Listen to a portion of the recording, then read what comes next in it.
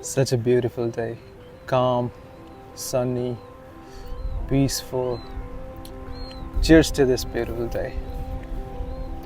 ल यो चाहिँ मेरो कथा हो कुरो हो मे 2022 तिर जब म लाइफमा फर्स्ट टाइम विदेश गएको थिएँ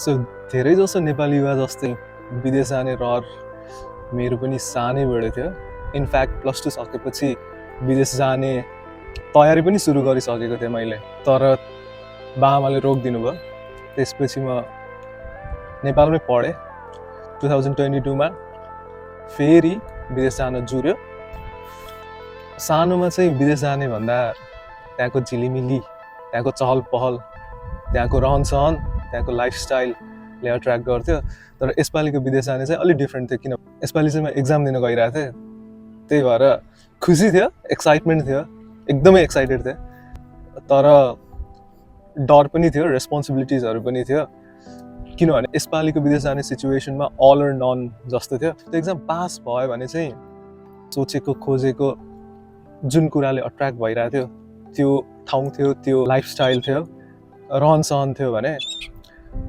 त्यो एक्जाम फेल भयो भने चाहिँ back to square one This is my story of leaving my comfort place, my home, for the first time in my life with thorai rinko poko and tons of excitement. Growing up in a big family जहाँ चाहिँ दाजुभाइ दिदीबहिनीहरू हजुरबा हजुरआमा mummy बुवा uncle aunty सबैजना वरिपरि सबैको माझमा हुर्केर एक्कासी विदेश जान चाहिँ त्यति इजी डिसिजन थिएन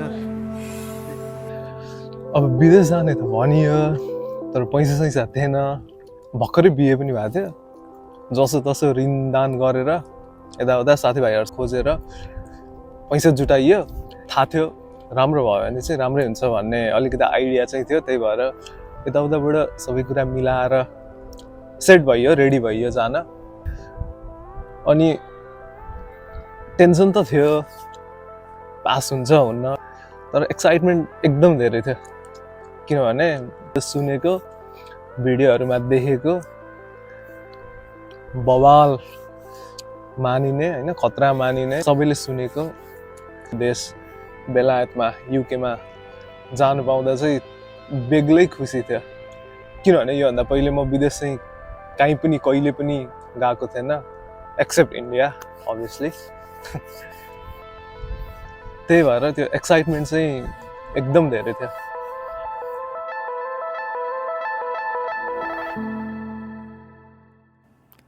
जानु अघिसम्म नि तयारीको नाममा पढाइ नै चलिरहेको थियो कस्तो फिल भइरहेछ feeling confident about lab ठिकै ठिकै राम्रो हुन्छ ओके हेर्दा हेर्दै जाने दिन पनि आयो साह्रै नरमाइलो लाग्यो आँसु नै झर्ने गरी एकछिनमा चाहिँ रमाउनै थाल्यो फर्स्ट टाइम इन्टरनेसनल फ्लाइट चढेको ठुलो प्लेन देखेरै दङ्ग परे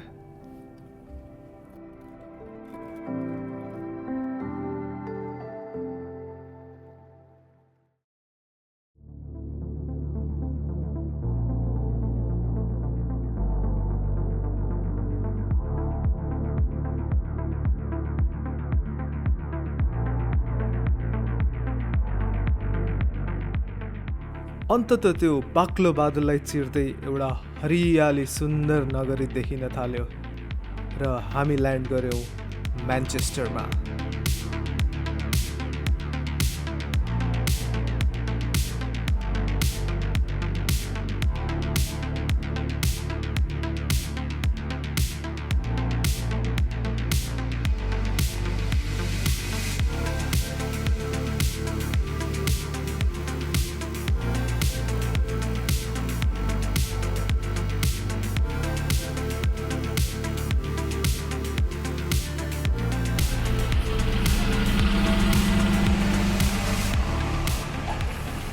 एयरपोर्टबाट बाहिर निस्किने बित्तिकै फिल्महरूमा देखे जस्तै दुई तले बस देखेर रमाइलो लाग्यो अनि रुमसम्म पुग्ने सबैभन्दा सस्तो उपाय के रहेछ भन्दा त्यही बस रहेछ।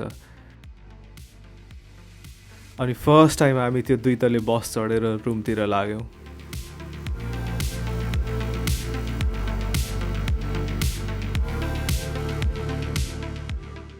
अझ माथिल्लो तल्लाबाट सहर हेर्दै हिँड्दा त कहाँ पुगे जस्तो फिल भयो।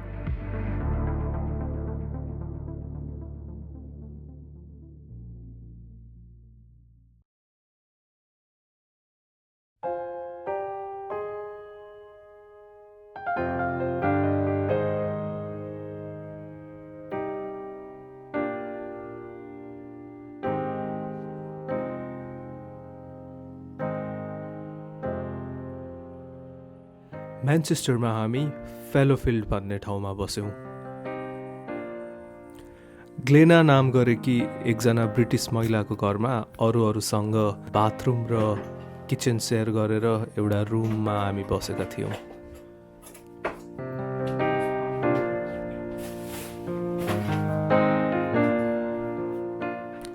घरबेटीले नि त्यही किचनमा पकाउने अनि रुममा बस्ने अरू सबैले नि त्यही किचनमा पकाएर खाने देख्दा चाहिँ अचम्म लाग्यो। तर रमाइलो भयो त्यो किचनमा। आफै बुचड पनि बनियो, मोमो पनि पकाइयो र घरबेटीलाई नेपाली खानाको स्वाद पनि चखाइयो।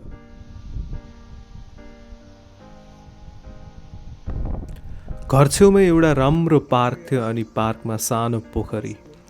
हामी सधैँ बेलुका त्यहाँ वाक गर्न जान्थ्यौँ।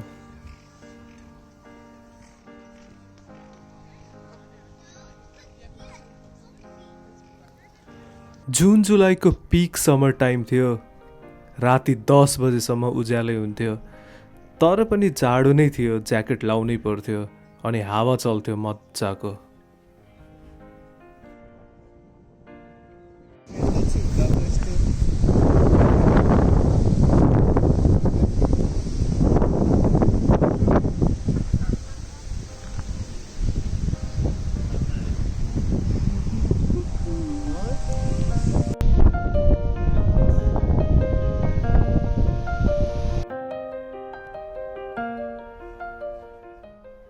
कहिले निलो आकाशमा हवाईजहाजहरूको जेट मार्क्स हेर्दै रमाउने त कहिले लोकल फेस्टिभल्स।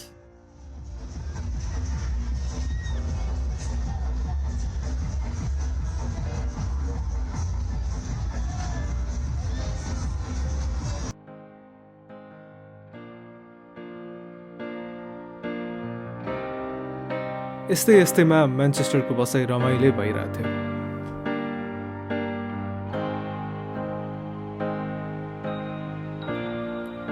अब फुटबल प्रेमी भइसकेपछि फुटबलको 2टा ठुलो मन्दिरहरू भ्रमण गर्न त जानै पर्यो।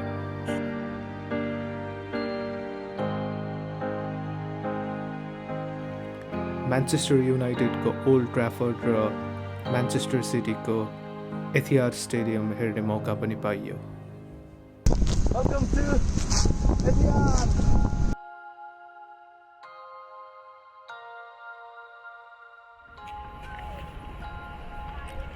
अनि कहिलेकाहीँ घुम्न जान्थ्यौँ हामी यो म्यान्चेस्टर युनाइटेडको स्टेडियम नजिकै रहेको सेल्फोर्ड किज भन्ने ठाउँ।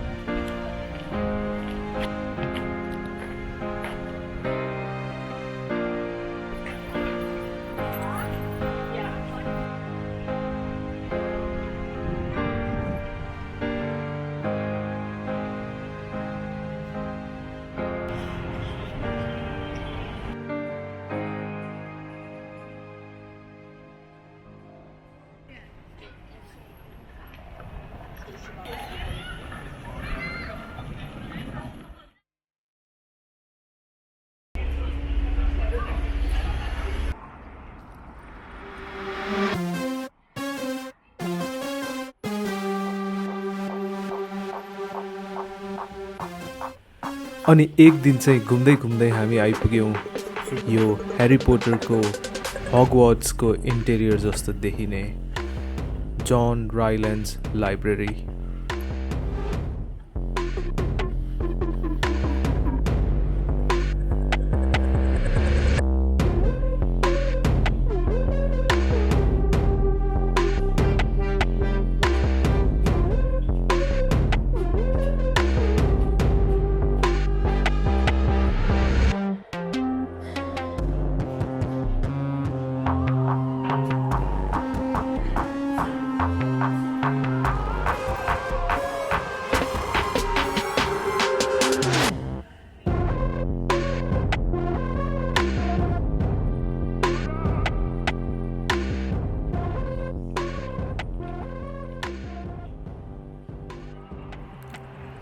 लाइब्रेरी नजिकै रहेको यो साइन्स एन्ड इन्डस्ट्री म्युजियम पनि इन्ट्रेस्टिङ थियो।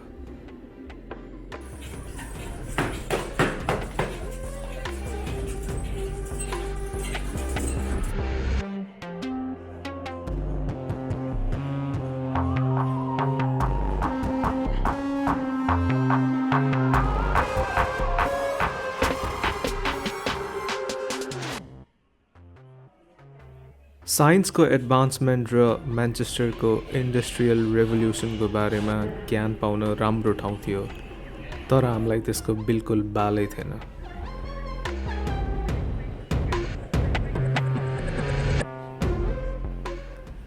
हाम्रो एक मात्र एम भनेको छोटो समयमा कमभन्दा कम खर्चमा धेरै ठाउँ घुम्ने थियो।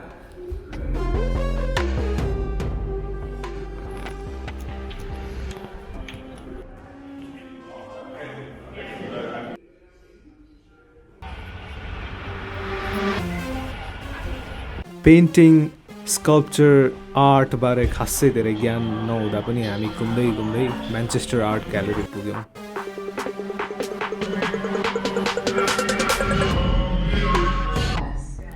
पुरानो र मोडर्न आर्टको इन्ट्रेस्टिङ कलेक्सनहरू हेर्न चाहिँ रमाइलो भयो।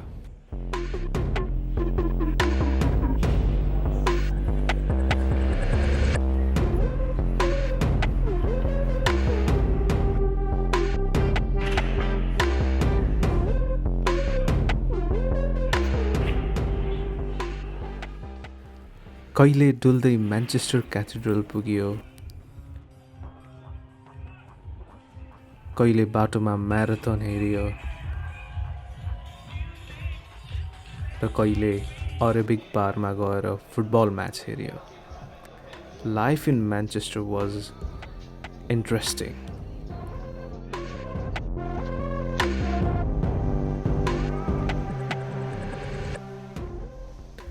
मार्केट प्लेसबाट सेकेन्ड ह्यान्ड साइकल किनेर घुम्न पनि भ्याइयो।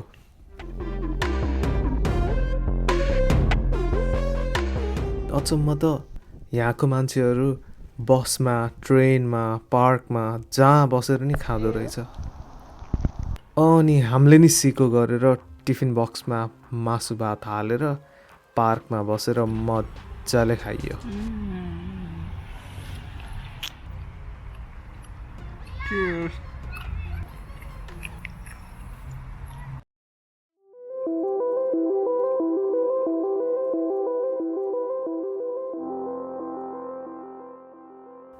घुम्दै डुल्दै मन हौसिएको भए पनि आखिर अग्नि परीक्षाको दिन आयो।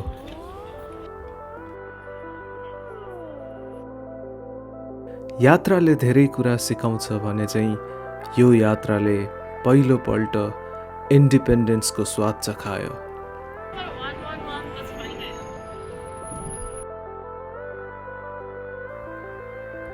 सुख, दुःख, हाँसो, आँसु, राम्रा नराम्रा सबै दिनहरूको अनुभव भयो यस म्यान्चेस्टर बसाइमा।